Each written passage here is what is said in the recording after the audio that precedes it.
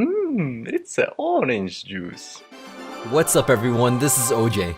Today I'll quickly touch up on tornado tech. I'll probably make a more advanced video in the future.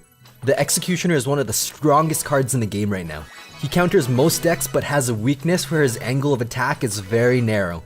This is where Tornado comes into play, an already overpowered card. Paired together with the Executioner makes an unstoppable combo. As some of you know, during my sneak peeks, I spend about one day to analyze the new cards, so I don't dig into the finer details of the tech combos that are possible. He throws his axe like a boomerang, striking all enemies on the way out and back. It's a miracle he doesn't lose an arm. Nowhere does it state that he stuns small and medium-sized units. This mechanic is really confusing and unlike Supercell. I have a feeling if this card gets nerfed, the stun will be the first to be removed.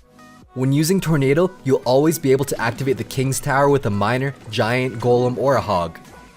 The Executioner is one of the most versatile cards in the game. He can practically stop most back-end troops while the Tornado forces the Miner to activate the King's Tower. If your opponent places a Golem in the back, rush the other lane with everything you have. The heavier your push, the more elixir your opponent has to spend to defend that push.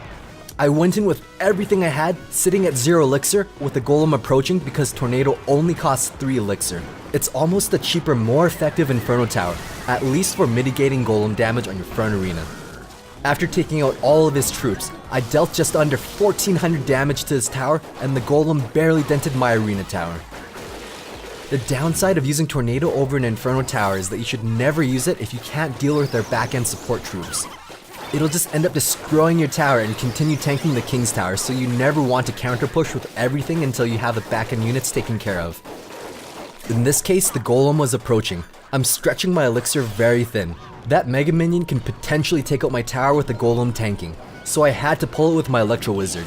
I didn't have the elixir to pull the Golem immediately, but I was able to prevent most of the damage, all while destroying his right side tower. Against the Executioner, you need to spread out your units. My opponent spread out his Ice Wizard on the left and the Musketeer on the right, but Tornado clumps it all up, making up for that Executioner's weakness. After this huge positive elixir trade, there's no way my opponent can defend, and I end up taking the tower with the first push of the game. A quick refresher, the Executioner engages at 5 tiles, but his axe can reach up to 8 tiles far. You can check out my Executioner mechanic video if you haven't watched it yet. Knowing he can reach up to 8 tiles, facing another Executioner, you always want to angle your units away from your tower like any splash unit. You don't want to defend with units beside your arena tower. I used Tornado to pull all the back-end units about 7 tiles away, while the Giant remained within range. With my Executioner targeting the Giant, he's able to extend his reach and destroy all those units for a positive trade. It's very difficult to penetrate an Executioner Tornado defense. Here's another example where I completely shut down a Hog and Elite Barbarians with the combo. This works even more effectively at their tower. My opponent was aware of the Executioner and was mindful to plant the Prince on the right and the Executioner on the left, but that doesn't stop my Tornado. After clumping them all up, my Executioner was able to lock onto the Giant and angle his axe to clip the tower too. In this sense, you're taking advantage of his 8 tile reach by engaging at 5 tiles a bit earlier at the perfect angle. If you look closely, because the Executioner was lined up perfectly, all 4 of his attacks were able to hit the tower, dealing over 1000 damage and severely damaging his support tanks, all thanks to a precisely timed Tornado. Then, during the counter push, my Executioner saves the day again, splashing the entire push. This card is incredibly strong. With all that being said, Tornado is a very dangerous card to misplay. I used Tornado to pull the Miner and minions, but they still remained within range and destroyed my tower. I should have just pulled the minion horde backwards instead of sideways. Just like Prediction Fireballs, you can play Prediction Tornadoes to engage at 5 tiles and to take advantage of his 8 tile reach. I was keeping track of my opponent's cards and I knew he was going to divert my Executioner from the side, so I played a Prediction Tornado, aligning his Mega Minion, taking it out and damaging the tower. Ever since the update, the Tornado's pull strength really immobilizes units. I didn't pull the Lumberjack directly in front of the arena tower, because he would start hitting my Miner instead. So I lined him up perfectly in between the tower, letting my Executioner take him out and clip the tower twice. Let's jump into a few gameplays. Huge shout out to Colton for inventing this deck. Check out his YouTube channel in the description. I replaced arrows with miner because the zap aid is kind of dying out and executioner can take care of most swarms. I've seen players use this exact base with Prince over Electro Wizard or Ice Spirit, and Elixir Pump instead of a miner. Starting off, my opponent pumped up, so my goal right now is to cycle to my miner. With the executioner and Mega Minion in the front, there's no way my opponent can defend both, forcing him to pick one.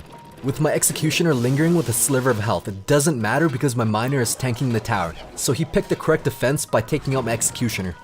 The downside with this deck is that there are a lot of spells, so sometimes you have to do a fast Electro Wizard push in the back, or cycle with the log. But I just made a positive trade, so I'm going in with my Electro Wizard.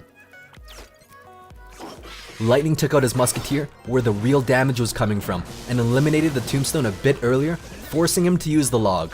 I'm just waiting for my Giant to approach my tower so it can activate it with a Tornado. I was a bit slow on the Tornado, otherwise the Giant wouldn't have punched my tower more than once. Meanwhile, my Electro Wizard struck his tower once. In these matchups when you're competing for 12 wins, there's a lot of back and forth and equal exchanges. He pumps up, so that's my largest threat right now. I need to take out the pump, but Lightning is out of rotation, so I used my miner, adding a Mega Minion to make the push threatening to draw out his push earlier. This is perfect because I can safely take them out both for a positive trade on my side, then translate into a counterattack with a Giant in the front. I was a bit hesitant on the Lightning, otherwise my Giant would have gotten a few more punches off. He counterattacks with the Giant, but this is no big deal because my King's Tower is activated, so I can use Tornado to the center to bring it within range of the towers. I missed the Mega Minion, so this forces me to play an Electro Wizard to pull it away from the tower. With the Musketeer at full health, I tried to plant my miner in front, but I misplayed that and she does not retarget onto my miner, suffering quite a bit of damage on my tower. He played his Tombstone a bit too far in front, so not enough skeletons spawned to distract my miner.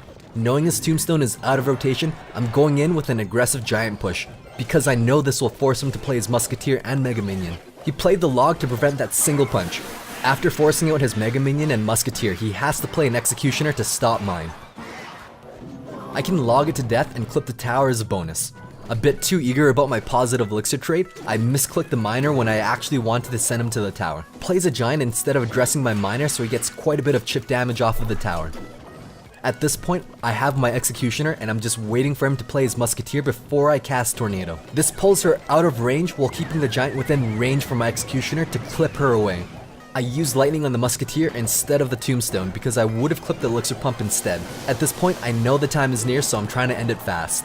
Miner sent in to deal some more chip damage, but he counters with Mega Minion, and my log is not quite enough to finish off the tower. This is big trouble because I committed everything on the last push. I held onto my Tornado because I was waiting for a Musketeer aimed at my Executioner, but he played Lightning instead, so that caught me off guard. And the Giant ends up getting one hit off the tower because my Tornado was slow. And that is good game, incredibly close match. Let's check out what I could have done better. Here I was confident my Electro Wizard would have taken care of everything, but the Lightning caught me off guard. The log would have been a perfect defense with the Electro Wizard, but a miner would have been even more reliable in preventing 1,000 damage in my tower. I lose most often against P.E.K.K.A. or Prince with this deck. The miner, Executioner, and Electro Wizard are critical to take out these large pushes. Starting off, he banks his Elixir with a Tombstone. He plays an aggressive P.E.K.K.A. in front to absorb my Executioner and Mega Minion. With all of my units clumped up, he plays an Executioner, which is perfect because I have a Tornado, pulling the P.E.K.K.A. away from all of the units and immobilizing his Executioner out of range, while my Executioner hits his P.E.K.K.A. splashing his. The Ice Golem takes out my Electro Wizard, but I send in a miner anyways to tank for my Executioner. His Dark Goblin does work, stopping my miner and preventing an axe being thrown at his tower. Mega Minion one-hits Dark Goblin, so there's no point for waiting it to cross the bridge. At this point, we're both building Elixir, so I'm still a bit cautious because I haven't seen his last two cards, which are Lightning and Prince. Playing cautiously, I planted my Giant in the back while he banked his Elixir. Tombstone is kind of like an Elixir Pump where you can store passive Elixir on the map. He plants his P.E.K.K.A. at the bridge, so here we go again with the bridge battles. This time, I have a Giant in front. Same as the last battle, I'm able to Tornado the P.E.K.K.A. away from everything, including my Giant, while my Executioner targets the P.E.K.K.A., splashing onto his Executioner. The log cleans up the map, clearing everything for my Electro Wizard to focus fire on the single P.E.K.K.A. He played the Dark Goblin at the wrong angle, hoping to take out my Wizard so the P.E.K.K.A. can slash my Executioner. This is the value of the miner. After taking out my Giant, I still have a primary tank to support the Executioner or Electro Wiz. With this high cost deck, he doesn't have many answers to this, and my Executioner's combo deals over 1000 damage to his tower. With the Prince's really fast charge speed and the Mega Minion's really slow DPS, I pulled with my Executioner, and with that extra firepower, the Prince dies before even touching anything. Again at the bridge battle with his P.E.K.K.A, the same outcome will ensure, but this time he uses Lightning to take out my Electro Wizard. Knowing he's going for a really big push, I lightninged everything before he could build it. I was right, he planted the Prince the same time I played my Lightning. With everything out of the way, my Miner can tank the Prince. He played a P.E.K.K.A in the front, so I played an Executioner, using Tornado to angle his axe onto the tower. This brought it just low enough so that I could finish it off with a Lightning. Looking back, I should not have played everything so close. If he had a Fireball, that would have been a game-ending push right off at the beginning. A lot of the higher level gameplays are boring back and forth chipping each other, making even trades and burning each other out over 4 to 6 minutes. But if you're interested, here's a replay. My opponent is running a very reliable burner deck that must be played flawlessly. Hopefully the tutorial at the beginning of the video outlined how to use the Executioner Tornado combo in not only my deck, but in many other decks. Thanks for watching. Stay tuned for more quality OJ.